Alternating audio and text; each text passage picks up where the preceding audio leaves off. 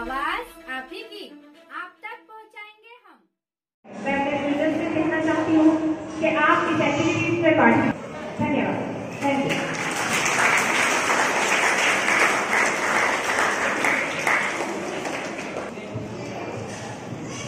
Thank you so much, ma'am, for sharing your expertise with us today. Your speech was informative, engaging, and inspiring. We will वो होते हैं जो दूसरों के लिए जीते हैं। उनकी सेवा समाज बदलना और नया जो बिना उम्मीद के काम करते हैं। समाज से It's our pleasure.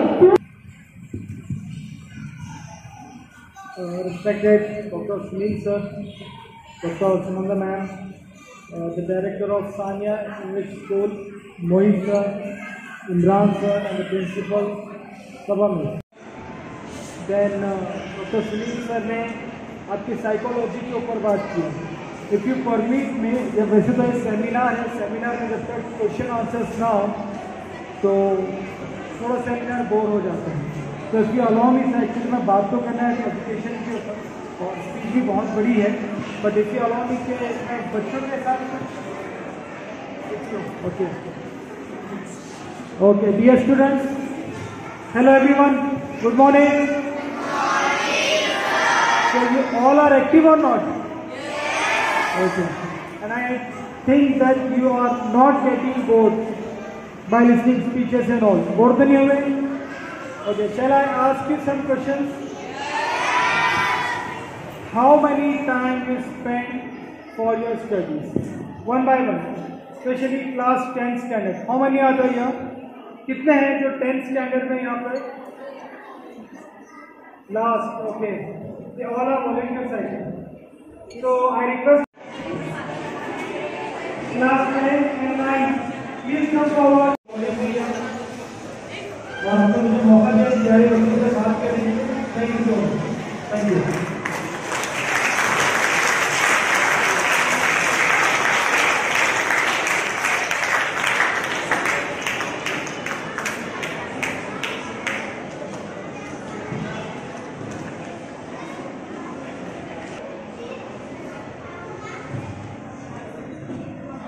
आलेल्या पाहुण्यांसाठी जोरदार टाळ्या वाजवा।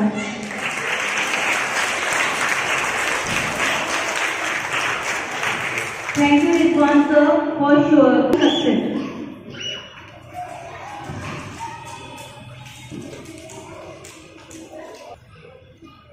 Now, a true champions of women empowerment, members of Damini Pathak, Nirmala Nimbore ma'am. Please give a round of applause.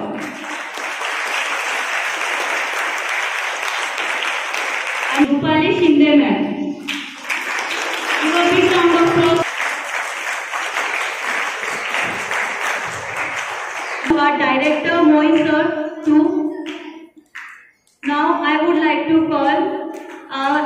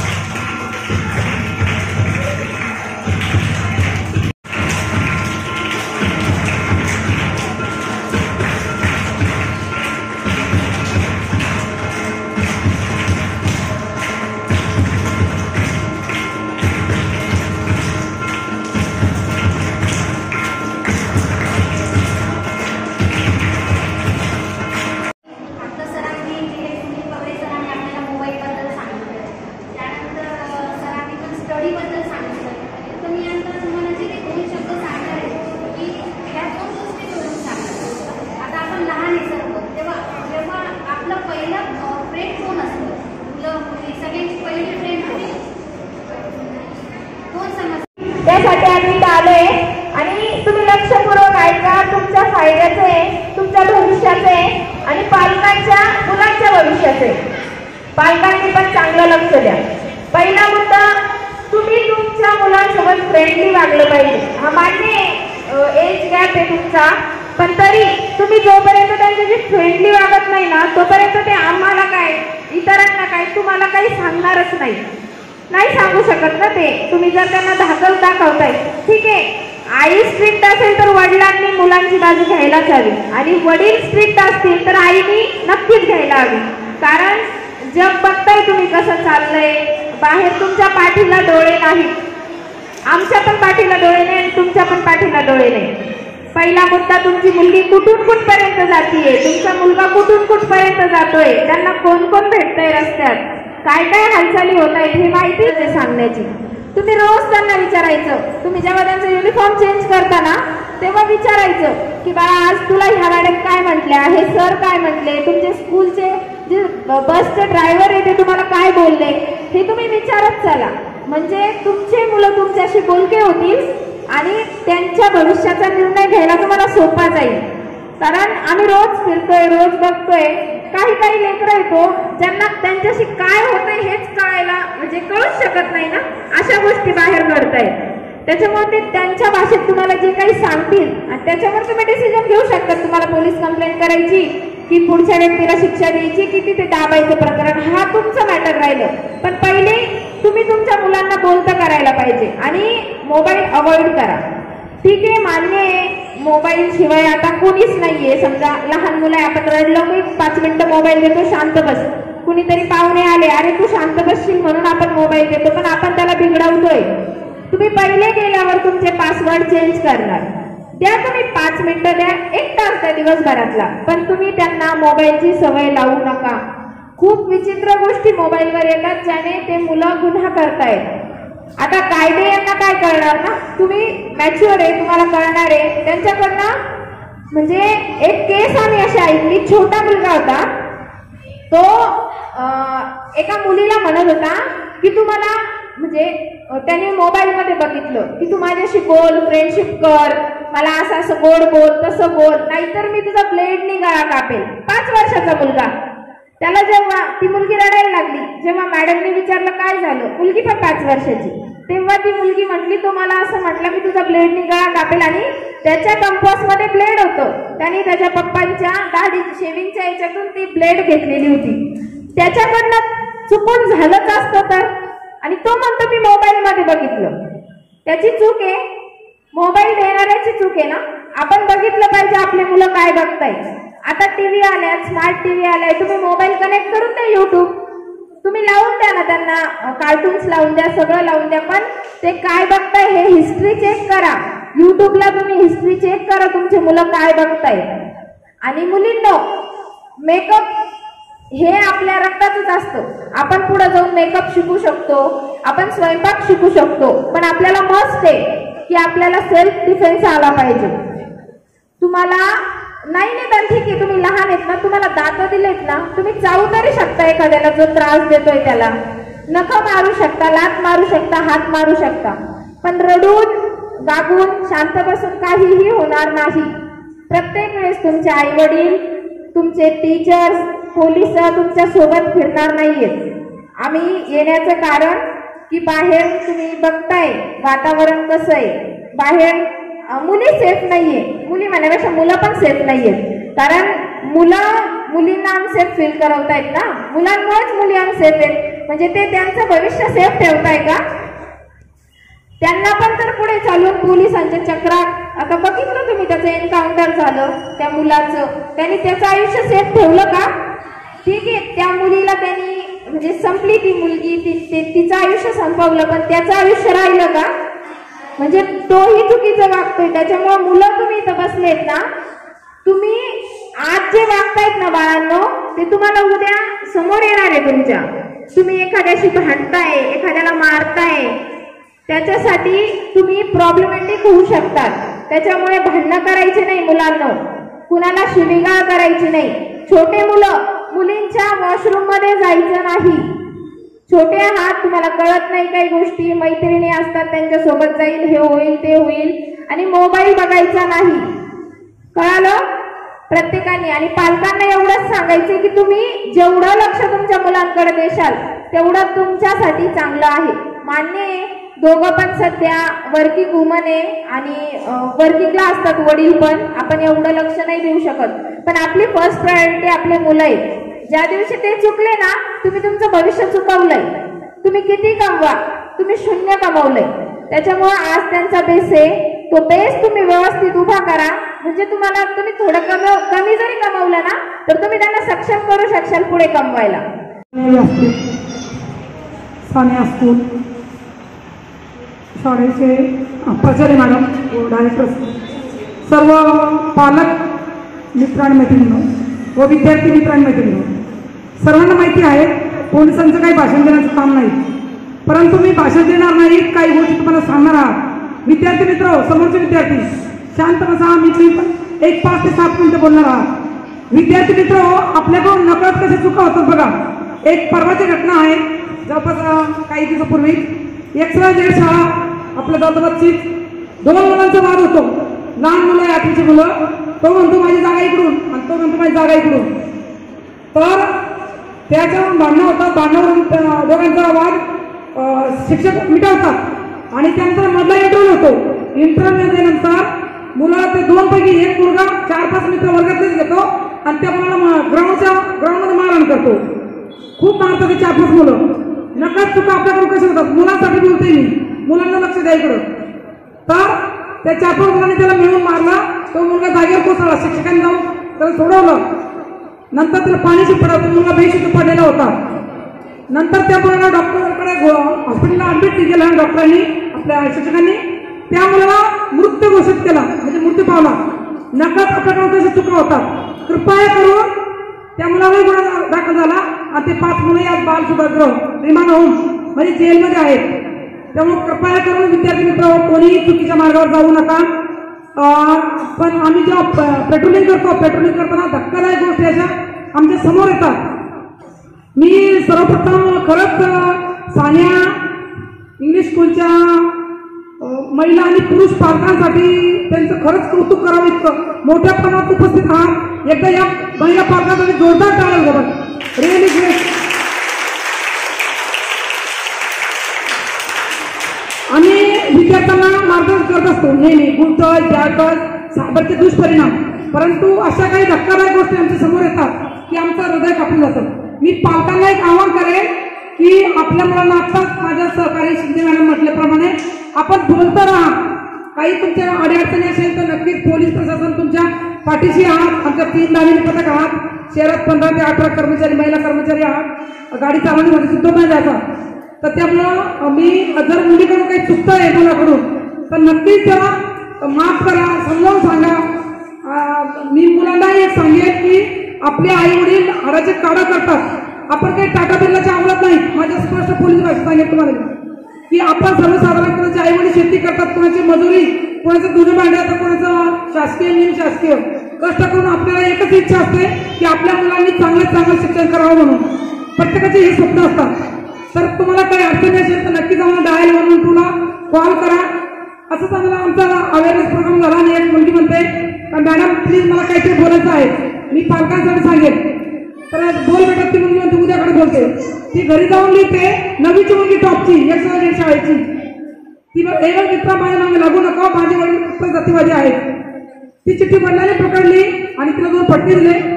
तिने त्यात तिला तुझी घड्याळ दिली ती वापस घे. तिला तिच्या शाळेतला 11वीच्या मुलांनी ती घड्याळ दिली होती. आपल्या शहरातली घटना आहे, आम्ही स्वतः हाताळलेली आहात. तर त्या वडिलांचं काम आहे आपल्या बायकोला सांगणं, तिला समजून सांगणं, मुलीला थोडं रागवणं. त्या वडिलांनी रागाने मुद्दाम नाही करतो पालक असे, परंतु नकळत चुका होतात. ती एक रस्ता गेली. त्या मुलीला चल बेटा आपण आज कंपनीत साफसफाई करू आणि त्या वडिलांनी कंपनीत दिला मुलीला आणि त्या मुलीचा ग्रिल मशीन खाली बोर्ड जाऊन कापून टाकलं. अशा घटना कृपया होऊ देऊ नका मित्रमैत्रिणी. खूप चांगली गोष्ट आज मला पालक भेटले तर खूप चांगलं वाटलं. आपल्या सानिया शाळेच्या ज्या मॅडम आहेत आकांक्षा मॅडम खूप म्हणजे त्यांचे जवळपास 15-20 तरी कॉल झाले. आम्ही प्रथम सॉरी दिलगिरी व्यक्त करतो की आम्हाला वेळ झाला. आम्ही एका कांचनवाडी ठिकाणी गेलो होतो. एक लहान मुलगी 15-16 वर्षाची, तिचं लग्न थांबून आलो त्यामुळे उशीर झाला. माझ्यासोबत माझी सहकारी आपल्या प्रकल्प बाल चिल्ड्रन ऑफिसच्या त्या मॅडम सुद्धा आहेत, अमरापाली बोर्डे मॅडम, त्या पण बोलणार आहात 5 मिनिटं. परत तुम्ही महत्वाचे काही तुम्हाला घटना सांगणार आहात की तुम्हाला जर काही अडचणी असेल तर नवरा बायकोचे वाद असेल तर कृपया करून तुम्ही मुलांसमोर वाद करू नका. मी पुरुष पालकांना महिला पालकांना सांगेल, त्याचं अनुकरण खरोखर मुलं करतात. मुलं आम्हाला लढत सांगतात, मॅडम दोघांचं खूप भांडणं होतं घरात.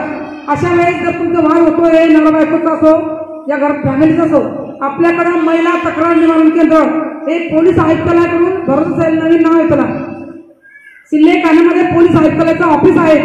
आपण त्या ऑफिसमध्ये तक्रार करू शकता. तिथे कुठल्याही प्रकारचा गुन्हा दाखल होत नाही, तिथे तुम्हाला समुपदेशन केलं जातं. दुसरी गोष्ट, आपल्या परिसरात कोणी काही येऊन दारू पिणारे लोक काही धिंगाणा असेल अशा वेळी 112ला कॉल करा. मी सर्वांना एक आवाहन करेल, मित्र हो आणि मैत्रिणी हो, आम्ही तर पोलीस आहोत, आमची एकच जात ती म्हणजे पोलीस. परंतु तुम्ही जागृत पोलीस आहात, तुम्ही आमचा एकच कलर तो म्हणजे खाकी. तुम्ही जागृत नागरिक आहात, जागृत पोलीस आहात, तुमच्यामध्ये एक दामिनी घडलेली आहे. तेव्हा काही कुठे घाबरायचं नाही. आम्ही केव्हाही तुम्ही आवाज द्या, बिलकुल तुमचं म्हणजे कसं आहे, गावभरात केलेला घडणं एखाद्या पोलीसवाला काही चुकी झाली ना सर्व डिपार्टमेंट बदनाम असतं, तसं सगळे पोलीस सारखे नाही. त्यामुळं कोणी अत्याचार सहन करू नका. तुम्हाला जर वैयक्तिक अडचण असेल नक्कीच आमचा नंबर सरांकडे मॅडमकडे आहेतच, नक्की आमचे संपर्क करा.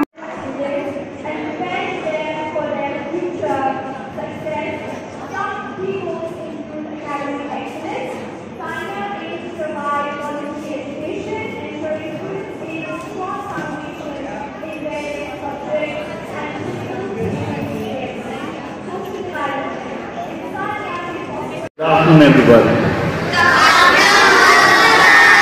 I cannot hear loud. That's it. That's what I want. That's the spirit I want in my students. Very good afternoon. I would like to welcome the guests, the honorable guests here from different departments, from police department, education department, health department. It was an honor for me to be part of this wonderful gathering. Such a beautiful gathering where things are understood by students, by parents. These are the information which we don't have. We just send our students with our children to school just to studies, but we don't know about these things. We have to make social awareness in our society, because it's a big time about the mobile phones, the cell phone. It was really informative, because I myself was not knowing about the drawbacks of the uses of the mobile. I don't know about the things happening outside the society, like good touch and bad touch. It was a very good idea about this thing that we taught our students, especially the girl child, about good touch and bad touch, because they don't know what is good touch, what is bad touch. So these all informations we have to be aware, our students have to be aware. The most important is our parents have to be aware. Now if parents say the school should do this, it cannot be done. Or school says that the parents should do, it's not possible. We have to go hand by hand. We have to go together for the development of our society and better future of our society. So, the conclusion is, I would not take much time of yours. I would like to thank you all, respected guests, parents, and my students, and I would like to thank the staff of the Sania English High School for their dedication, for excellent execution of the seminar, which was tremendous and fantastic and fabulous. I would like to thank you for the last time. Thanks a lot. Thank you very much. Thank you.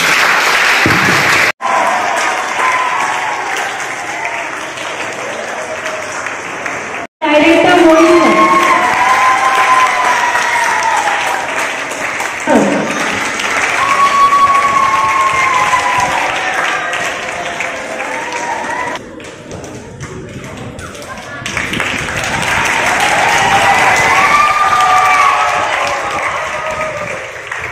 To our esteemed guests, speakers and organizers for making this event a resounding success. Your valuable insights and contribution have enriched our understanding of education and student safety. We appreciate your time and expertise. Thank you everyone.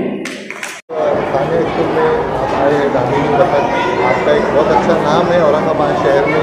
एक महिला को कुछ भी तकलीफ हो तो पहले phone आपको आता है। आज यहाँ पे आपने क्या महसूस? सर सबसे पहले तो मैं सानिया इंग्लिश स्कूल के डायरेक्टर सर और प्रिंसिपल मैम सब टीम को बहुत दिल से शुक्रिया अदा करूँगी, क्योंकि उन्होंने इतना बढ़िया प्रोग्राम अरेंज करे कि यहाँ पर बच्चे, लेडीज़ पेरेंट्स और जेंट्स पेरेंट्स सबको एक साथ में इन्वॉल्व करके उन्होंने हर एक तरह के गेस्ट बुलाए। डॉक्टर जे की फिजिकल से या इससे डॉक्टर, पुलिस और जो बाल विवाह ये करते समाज कल्याण बाल कल्याण के वही ऑफिसर, तो सब ने। और इतना 3 घंटा जो प्रोग्राम चला, जो हमको दिखने को मिला, हम देखते रह गए बहुत अच्छे से। और उनका जितना भी तारीफ किया उतना कम गिरेगा। और ये हमारे अपने छत्रपति संभाजी नगर के जो पुलिस आयुक्त सर है, आदरणीय प्रवीण पाटिल सर, प्रवीण पवार सर, तो वो हमको दामिनी पथक की ओर से हमको बहुत सारे मार्गदर्शन कर रहे हैं कि बच्चों गुड टच, बैड टच, नशे में जा रहे हैं। तो इसलिए हम पूरे सिटी में अवेयर कर रहे हैं, हर स्कूल को विजिट दे रहे हैं। तो मैं यही सब छत्रपति संभाजी नगर शहर वासियों से यही गुजारिश करूंगी, सब स्कूल को, कॉलेज को, कि आप ऐसे पेरेंट्स और बच्चे, लेडीज़, पुरुष, जेंट्स ऐसे प्रोग्राम अरेंज कीजिए, हमें इनविटेशन कीजिए। हमारे से जो होगा वो जन जागृति पर हम उनको अवेयर करते हैं और मार्गदर्शन करते हैं। आपका सब टीम का, सानिया स्कूल के टीम का सबका दिल से शुक्रिया अदा करते हैं। सर मैं हेड कांस्टेबल निर्मला निम्बोरे, दामिनी पथक पुलिस आयुक्तालय छत्रपति संभाजी नगर। मेरे इंचार्ज जो है PSI कांचन मिर्दे मैडम, उनके अंडर 3 दामिनी है। तो दामिनी पथक यही सब 18 लेडीज हैं, हम लगभग यही काम कर रहे हैं। Thank you sir. आज का जो प्रोग्राम आपने लिया है और खास करके दामिनी पथक यहाँ पर आए हैं, क्या आपको बच्चों को क्या मैसेज दिया? ठीक है, I am from Sania English school. I am the academic in charge end principle of this school. Actually आज हमने एक सेमिनार कंडक्ट किए हैं। हमारा ये मोटिव था कि सिर्फ स्टूडेंट्स को नहीं पता होना चाहिए कि दामिनी पथक end lady constable end police कर्मचारी जो है वो किस वे में हमारे लिए बेनिफिशियल है, बेनिफिट किस तरीके से ला सकते हैं, हमारे पास क्या राइट है कि हम किस तरीके से दामिनी पथक एंड पुलिस कांस्टेबल ये लोग को हम किस तरीके से यूज़ कर सकते हैं, उनको किस तरीके से जब हमें उनकी हेल्प लगे तो हम किस तरीके से उनको कॉल करके हमारी हेल्प के लिए हम बुला सकते हैं। हमारा ये था कि बस हम पेरेंट्स को ये बता दें कि बाहर एटमॉस्फेयर क्या चल रहा है, कि स्टूडेंट्स को आप किस तरीके से, अपने बच्चों को आप किस तरीके से सेफ रख सकते हो। एंड इसमें हमने सिर्फ दामिनी पथक एंड लेडी कांस्टेबल को नहीं बुलाया है, हमने इसमें बुलाए हैं psychologist, MBBS doctor, BHMS doctor, social worker and good teacher and ideal teacher of our society. तो thank you for this seminar and I am thanking for Damini Pathak head constable end constables कि वो लोग आए हमारे सेमिनार को successful बनाए। End मैं यही कोशिश करूँगी, आगे भी ये कोशिश करने की कोशिश करेंगे हम लोग कि जो हमने आज दिए हैं सेमिनार में, जो हमारा मोटिव था वो पूरी तरीके से फुलफ़िल हो। और अगर पेरेंट्स को कुछ भी प्रॉब्लम आती है तो हम मैम का नंबर दें उन्हें और उनको बताएं कि आप किस तरीके से मैम की हेल्प ले सकते हो छोटी बड़ी मुश्किल में। Thank you. आपका नाम बताइए। माय नेम इज़ सबनास। सेमिनार था सानिया स्कूल का, आप यहाँ पर आए और क्या मैसेज दिया आपने और क्या कहेंगे? जी, सबसे पहले अस्सलाम वालेकुम। मेरा नाम सैयद रिजवान, डायरेक्टर हूँ मैं एजुकेयर कोचिंग क्लासेस का।